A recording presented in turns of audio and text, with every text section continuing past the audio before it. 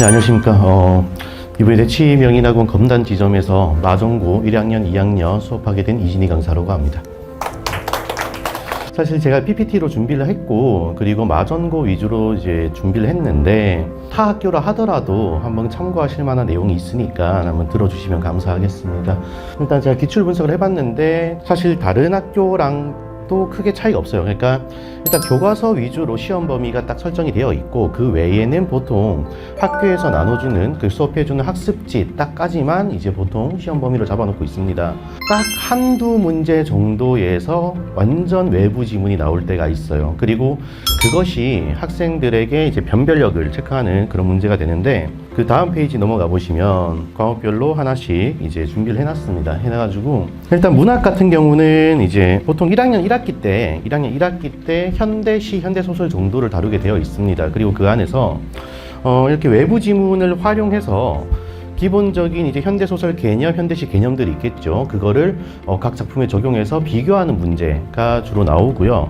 그래서 그렇게 나오는 문제를 해결하기 위해서는 당연히 교과서에 있는 지문을 완전히 분석하는 것 플러스 미리 인지를 하고 공부를 해놓지 않으면은 현장에서 당황할 수가 있어요. 그래서 그런 부분까지 미리미리 공부해서 대비해 놓는 게 중요하다, 이렇게 말씀드릴 수가 있고, 그 다음으로 넘어가 보시면은 문법입니다. 이제 문법 같은 경우는 보통 1학년 1학기 중간고사 시험 범위를 저희가 의문의 변동, 그래서 의문이라는 이제 개념을 가지고 공부를 하고, 기말고사 때는 보통 이제 한글 맞춤법 정도 선에서 시험 범위가 설정이 됩니다. 그런데 보통 한글 맞춤법이라는 것을 공부하기 위해서는 단어 혹은 형태소라는 문법의 기본 개념에 대한 이해가 있어야 합니다.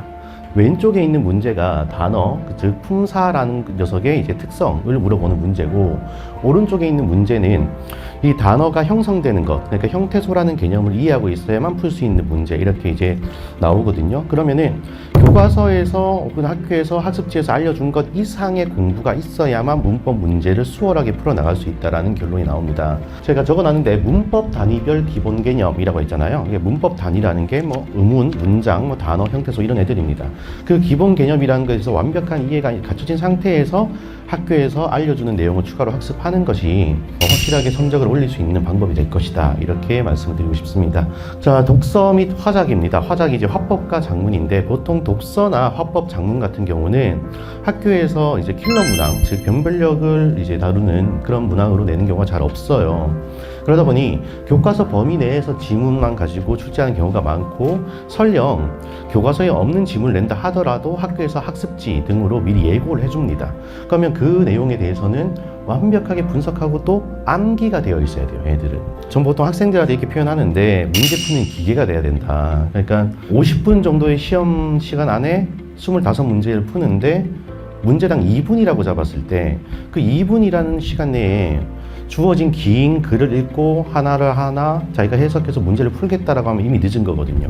그러니까 딱 보자마자 10초, 20초 안에 답이 나올 수 있는 문제들은 확실하게 정답을 맞춰놓고 나머지를 풀어나가야 된다라는 겁니다. 그래서 분석과 암기, 이것을 제가 강조드리고 싶어요. 자, 그 다음 페이지 가보시면, 사실 이 부분은 마전고뿐만 아니라 다른 학교도 이제 다 참고하시면 좋을 부분인데, 이 표가 뭐냐면 그 학교 알림이라는 사이트가 있습니다. 아실지 모르겠지만 그 학교 알림이라는 사이트에 가보시면 각 학교별로 이렇게 성취도 분석을 해놓은 게 있어요. 그래서 등급을 보면은 A, B, C, D, E로 나눠져 있는데, 실제 고등학교에서의 등급은 A, B, C, D, E가 아니지 않습니까? 뭐 1등급, 2등급 이렇게 가는데, 일단 평균 점수를 보시면 1학년 때 66점대다. 만약에 자녀분들이 다니는 학교 요거 이제 표를 확인해 보시고 60점대다라고 하시면, 아, 이게 그냥 평균적인 정도 난이도다 라고 생각하시면 돼요. 문제는 제가 실제로 시험지 분석을 해봤을 때는 난이도가 높지 않았어요. 저는 오히려 낮다고 느꼈거든요. 낮다고 느꼈는데도 불구하고 학생들이 60점대 중반에서 평균 점수가 형성된다는 건 뭐냐? 국어 공부를 한 친구와 안 한 친구의 차이가 그만큼 크다는 거예요. 그 평균을 완전히 깎아먹은 친구들이 많다라는 거고, 표준 편차가 지금 1학기 때 12.7, 2학기 때 16.6입니다. 편차가 벌어진다라는 거죠. 편차라는 것, 학생들 간의 실력 차이라고 생각을 하시면 돼요. 실력 차이가 벌어졌다요. 그런데 왜 벌어지냐? 2학기가 조금 더 어려웠기 때문에 벌어질 수밖에 없었고, 그런데 또 특이한 점은 A그룹에 27.3%, 4분의 1이 몰려 있어요. 저기는 11.1%만 있죠. 그러니까 중학교 때부터 국어 공부하는 경우 잘 없어요. 빨라봐야 12월 정도부터 준비를 하는데, 그때부터 준비해서 바로 시험을 봤더니 성적이 생각보다 낮게 나왔다고 생각하시면 돼요. 그래서 막 공부를 해서 어떻게 올리긴 올렸는데 문제는 여기 A그룹 안에서 굉장히 경쟁이 치열해지는 거죠. 여기 있는 숫자가 높으면 높을수록 A그룹의 숫자가 높을수록 한두 문제로 1등급, 2등급이 바로 갈린다고 생각하시면 됩니다. 그래서 한 문제 틀렸다 하면 이미 큰일 난 거예요. 한 문제 한 문제 확실하게 목숨 걸고 풀어야 된다라고 생각을 하시면 됩니다. 다음 페이지 가보시면은 이제 고등학교 2학년인데 1학기 때 문학을 하고 2학기 때 독서를 합니다.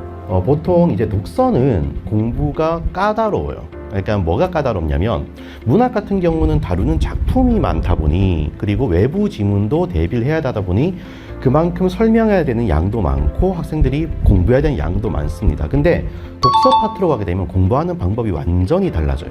진짜 그냥 처음 보는 글을 제대로 읽는 방법부터 차례대로 연습하고 훈련한다고 생각하시면 돼요. 근데 성취도별 분포 비율을 보면 여기 41.5%가 몰려 있습니다.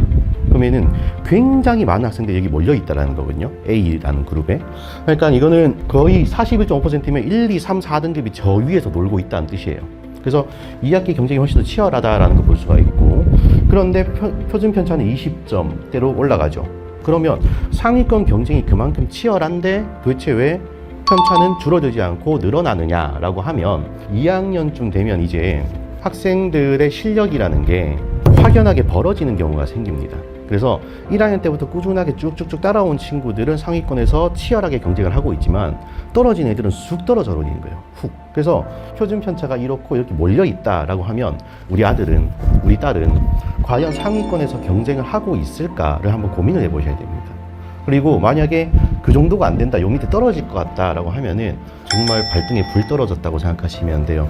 그래서 학교 알림이 사이트에서 한번 찾아보시고 학교별로 분석해 보시는 거 어머님들께도 의미가 있을 거라고 생각을 합니다. 어쨌든 마전고는 뭐 이런 특성을 가지고 있었고요. 다음 페이지 가보시면은 이제 제가 어떻게 수업할 거냐 이런 얘기입니다. 근데 이제 뭐 다른 것보다 제가 제일 밑에 소통창구 24시간 오픈이라고 해놨는데 이 부분 같은 경우는 학생들이 수업 시간에 뭐 질문하거나 하기가 굉장히 어려울 때가 있어요. 제가 단톡방 만들어 놓고 질문해라, 질문을 단톡방으로 하기 힘들면 개인 카톡으로 해라 하는데 사실 잘 안 합니다. 뭐 혼내기도 하는데 질문 좀 하라고. 그렇게 해서 자기가 학원에 와서 수업을 듣고 공부를 했으면, 그리고 문제를 풀었으면은 당연히 궁금한 게 생기고 모르는 게 생기는 게 정상입니다.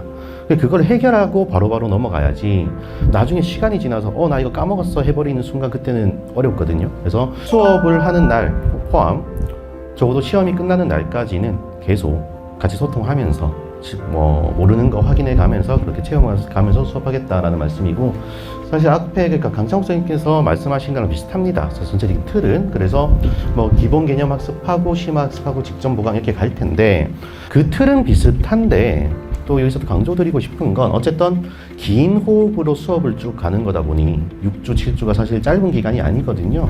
초반에 막 자기가 학원에 와서 공부할 때랑 또 시간이 지나면서 점점 지쳐가고 다른 과목도 공부하다 보면 힘들지 않습니까? 그 과정에서 텐션이 떨어지거나 하는 경우가 생깁니다. 그래서 그 텐션을 끝까지 유지해가면서 긴장감 갖고 공부할 수 있도록 제가 잘 준비하도록 하겠습니다. 시간이 많지가 않아서 여기까지 하도록 하겠습니다. 감사합니다.